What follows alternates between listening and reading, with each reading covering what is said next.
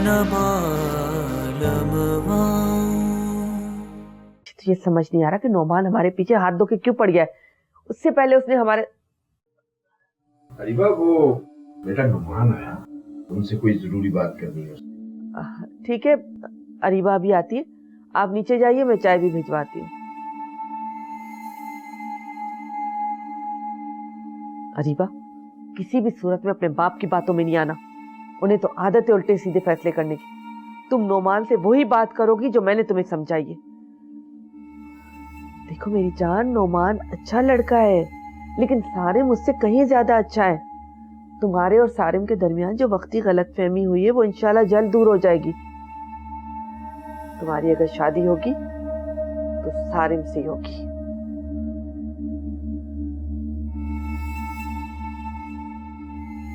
नीलुफर, नौमान तुमसे बात करना चाहता है। मुझसे?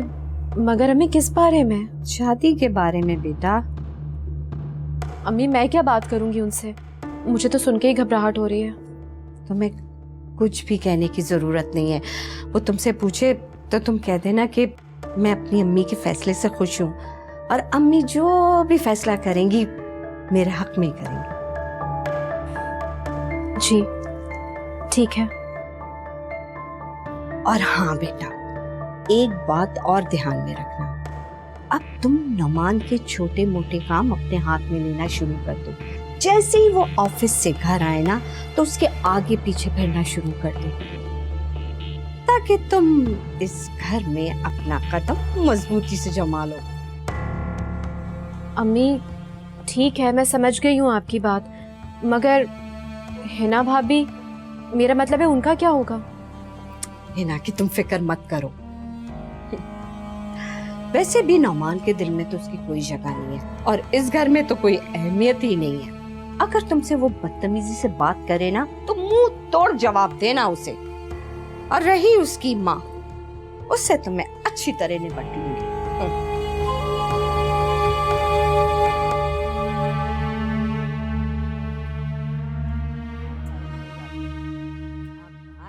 है ना, तुम यहाँ बैठे बैठे टीवी देख रही हो? अरे बाहर जाओ, बाहर जाके देखो, नीलोफर बेगम रंग ढंग ही निराले हैं आज उनके। क्या मतलब मम्मी? तो मेरा मतलब वो है जो तुम समझना नहीं चाह रही हो। अरे सच संवर के अपने शौहर का इंतजार तुम्हें करना चाहिए, लेकिन ये जिम्मेदारी मुझे लगता है नीलोफर ने संभाल ली है। अम्मी, नौमान कौन सा मुझे नजरें जमा कर देखते हैं जो मैं उनके लिए सर धज कर बैठ जाऊं? वो तो आंख उठाकर देखते भी नहीं है मुझे, तो मुझे क्या जरूरत है अपना वक्त जाया करने की? ये बातें उस औरत को सूझ सकती हैं जिसके घर में नकब न लगा हो। और अब क्यों नहीं समझ में आती तुम्हारी बात? हमदर्दी से बहुत आगे निकल गई है बेटा। क्या मतलब है अम्मी? मतलब ये है कि नौमान नीलोफर से निकाह कर चुका है। नहीं अम्मी, ऐसा नहीं हो सकता। क्यों नहीं हो सकता? अरे मर्द है, बहुत कुछ कर सकता है, दूसरी शादी क्या चीज है? जब तो तुम्हारे और नौमान के मामला ठीक नहीं हो पा रहे। भाई वो तुम्हें नजर भर के क्यों देखेगा? तुम्हारे साथ अपना वक्त क्यों गुजारेगा जब दूसरी बीवी मौजूद है? नहीं अम्मी, ऐसा नहीं हो सकता। बेटा ऐसा हो नहीं सकता, नहीं, ऐसा हो चुका है। तो मानो या ना मानो, नौमान दूसरी शादी कर चुका है। नीलोफर इस घर में मेहमान की हैसियत से नहीं, मालकन की हैसियत से रह रही है, नौमान की बीवी की हैसियत से।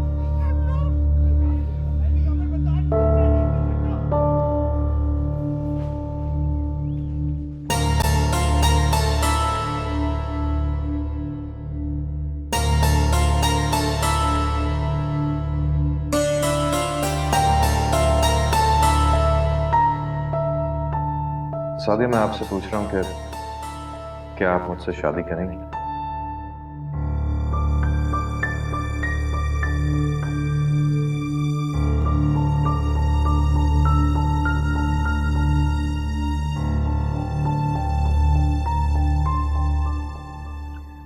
नसरीन, अरीबा कहाँ है? अपने कमरे में होगी। क्यों, कुछ हुआ है क्या? नुमान बगैर कुछ बताए चला गया। अब क्या बात हुई उसकी अरीबा से, कुछ बताया उसने? मुझे क्या पता, अरीबा खुद मुख्तार है, अपने फैसले खुद करती है। जाए जाके अरीबा से पूछ लें। मैंने तुमसे कहा था ना कि उसे कायल करो, लेकिन तुमने मेरी नहीं सुनी। तुमने हमेशा अपनी बेटी की किस्मत खुद अपने हाथों से उजाड़ी है। हाँ, सारी गलतियां मेरी हैं। अपने भाई भावज को कुछ इल्जाम मत दीजिएगा। अरीबा की हालत जो आज इस वक्त है ना, उसकी जिम्मेदार हिना और उसकी माँ है। जब भी मैंने कोशिश करके अरीबा का रिश्ता कराने की कोशिश की तो उन दोनों ने टांग अड़ा दी, और जब मैंने छुपते छुपाते उसका रिश्ता करा दिया, उसकी शादी करा दी, तो ताबीज गंडे करवा के उसका घर तोड़ दिया।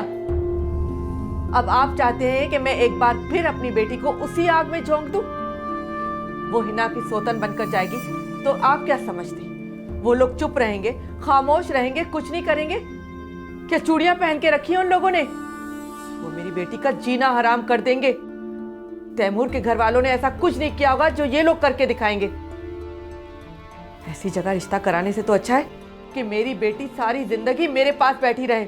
समझे आप?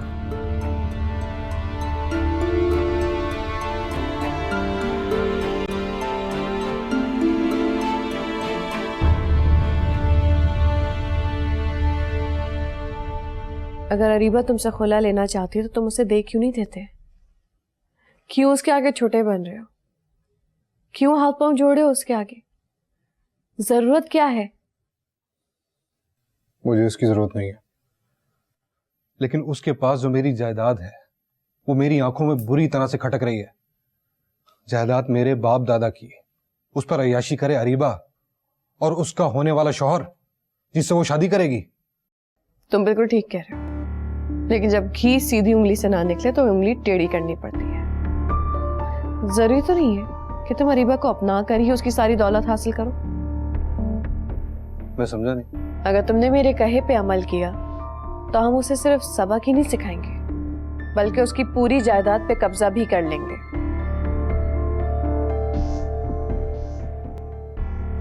क्या हुआ? ऐसे क्या देख रहे हो? देख रहा हूं कि मेरी बीवी को मेरा कितना ख्याल है। मैं कितना बेवकूफ था, मैं तुम्हें समझ नहीं पाया। अब मैं तुम्हें यकीन दिलाता हूँ फरा कि मैं कभी भी तुमसे बेवफाई नहीं करूंगा, कभी भी धोखा नहीं दूंगा। तुम जैसी बीवी किस्मत वालों को मिलती है, और आज मैं खुद को खुशकिस्मत समझ रहा हूँ।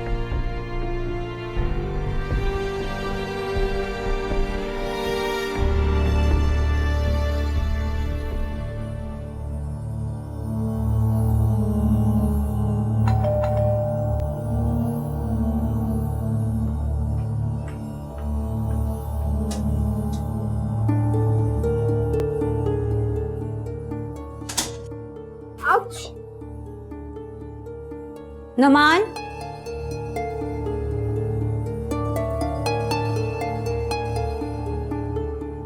क्या बात है? क्या हो रहा था ये सब कुछ? फिर वही फजूल बकवास। मैं ऑलरेडी बहुत परेशान हूँ। घर आता नहीं हूँ, तुम्हारी तोपें मुझ पे आ जाती हैं। यार क्या हो गया तुम्हें? ये रोज रोज के इश्यूज खत्म करो प्लीज। अच्छा, छोटे छोटे इश्यूज मैं पैदा करती हूँ। नुमान, मेरी एक बात कान खोल के सुन लो। इस घर की छत के नीचे जो खेल खेला जा रहा है ना, मैं तुम्हें उस खेल में कभी कामयाब नहीं होने दूंगी। खेल? कौन सा खेल? किस खेल की बात कर रही हो तुम? मैं तंग आ गया हूं तुम जैसी शकी औरत से। प्लीज प्लीज मुझे माफ कर दो। मैं तुम्हारे सामने हाथ जोड़कर माफी मांगता हूं। खत्म कर दो ये सब कुछ।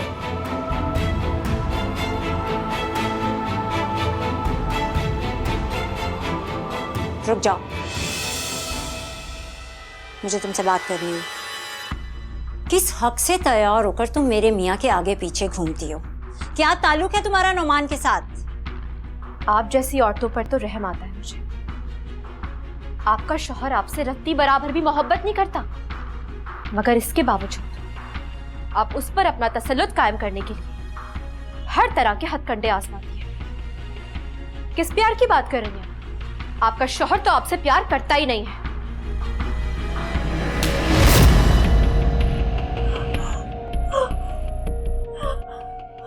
अम्मी! अम्मी! क्या वो मेरे बच्चा? अल्लाह, उन्होंने हाथ उठाया मुझ पर। क्या हो रहा है ये? नमाज बेटा, देखो हमारी इज्जत का जनाजा निकल रहा है। मेरी आंखों के सामने मेरी बच्ची को इसने मारा पीटा, धक्के दिए, घर से निकालने की धमकी दी।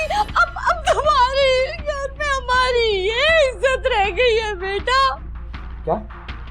नहीं नोमान, ये बुढ़िया झूठ बोल रही है। इसकी बेटी और ये मिलकर मेरे खिलाफ खतरनाक खेल खेल रही है। नोमान, ये झूठ बोल रही है। मैंने ऐसा कुछ भी नहीं किया इसके साथ। इसने मेरे साथ बदतमीजी की तो मैंने हल्का सा थप्पड़ मारा है बस इसे। क्यों थप्पड़ मारा तुमने से? किस हक से थप्पड़ मारा तुमने से? इन्हें मेरे घर के मामलात में बोलने का हक है, मेरे शौहर पर कब्जा जमाने का हक है, मुझसे बदतमीजी करने का हक है। और अगर ये मुझसे बदतमीजी करे तो मैं एक थप्पड़ भी नहीं मार सकती। अगर तुमने एक लफ्ज आगे कहा और तुमने अपना रवैया तब्दील नहीं किया तो मुझसे बुरा कोई भी नहीं होगा, समझी तुम? अच्छा, अगर मैं इनके साथ बदतमीजी करूंगी तो तुम क्या करोगे मेरे साथ? है ना, तुम्हें अभी इसी वक्त खाला जान और नीलोफर से माफी मांगनी होगी।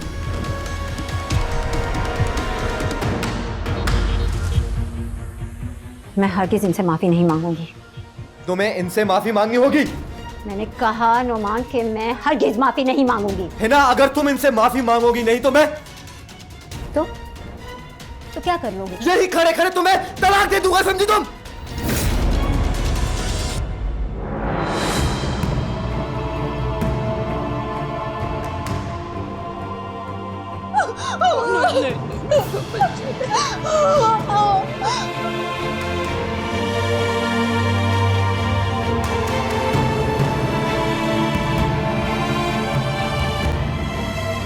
I'm sorry.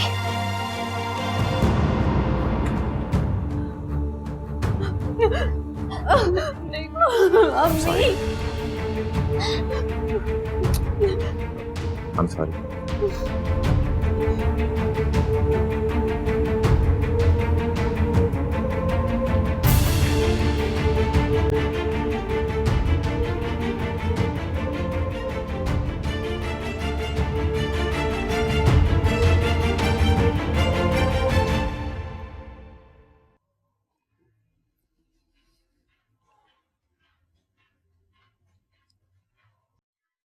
अस्सलाम वालेकुम दादू।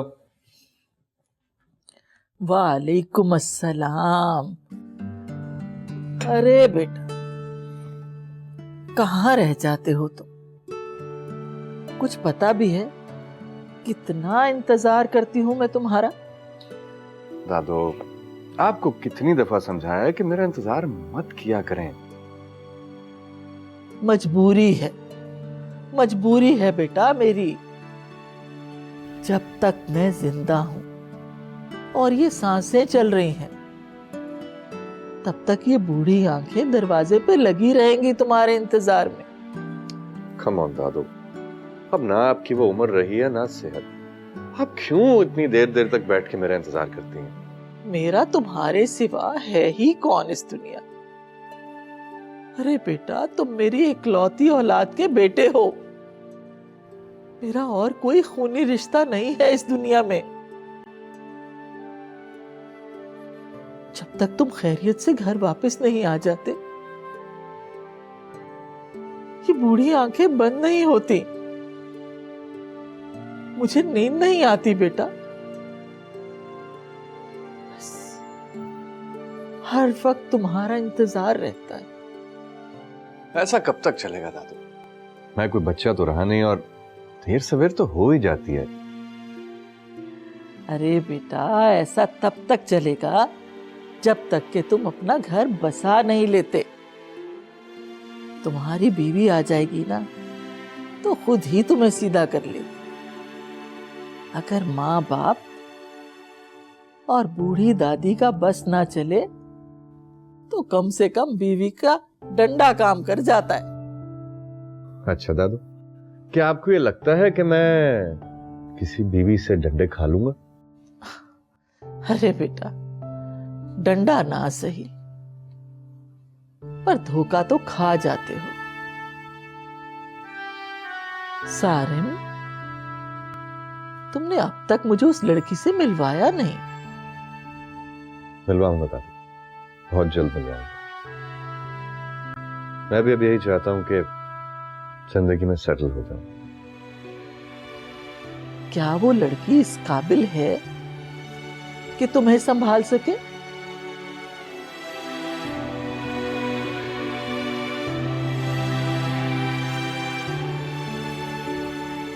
सारिम बेटा, मैंने तुमसे ये पूछा है कि क्या उस लड़की में इतने गुण हैं कि वो इस घर को और तुम्हारी बिखरी हुई शख्सियत को संभाल सके?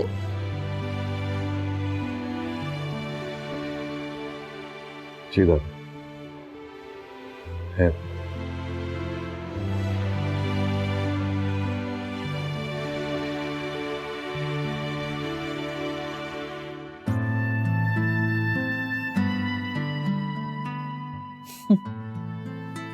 पगला कहेगा,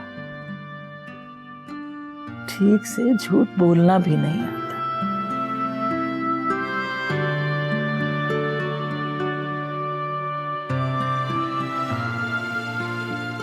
अलीबा, बेटा मुझे माफ कर दे। कैसी बात कर रहे हैं अबू?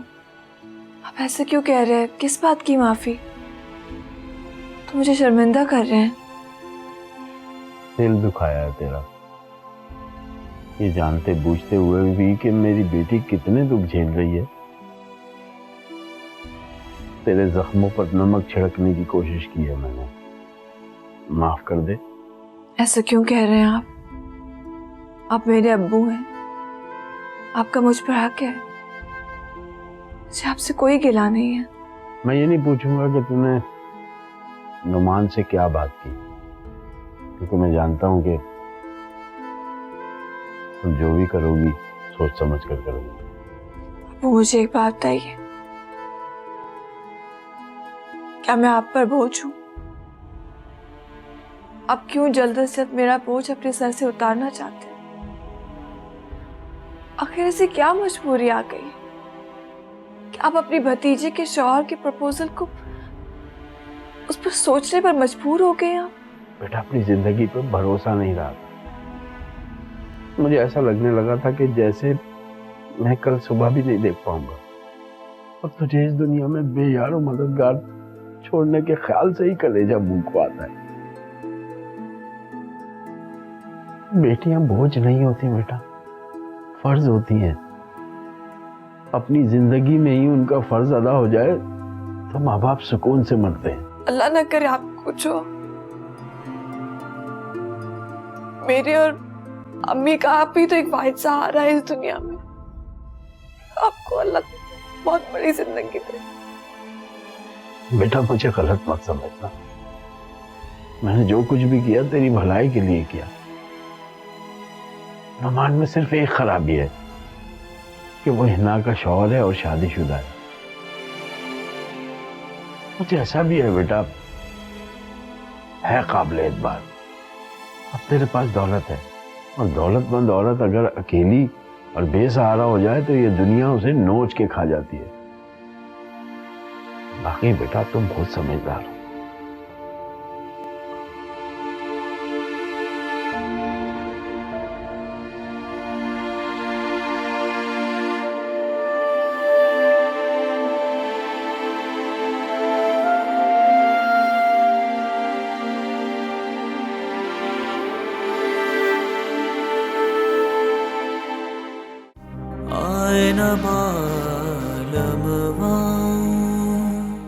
वो इससे ज्यादा तुम्हारे साथ ज्यादती करे, तुम्हारे बाल पकड़ के इस घर से निकालने की कोशिश करे, ताकि नुमान की बर्दाश्त खत्म हो जाए, और धमकी देने के बजाय खड़े खड़े तलाक के 3 अल्फाज उसके मुंह पे दे मारे। तुम्हारी हिम्मत कैसे हुई मेरी बेटी को तलाक की धमकी देने की? क्या समझा था तुमने? लावारिस है ये, या इसमें कोई ऐसी कमी है कि जो तुम्हारा दिल चाहेगा वो तुम इसके साथ करोगे? आंटी इसमें मेरी कोई गलती नहीं। आपकी बेटी खुद अपने आप की दुश्मन, छोटे छोटे इश्यूज को क्रिएट करके तलाक तक बात पहुंचाती।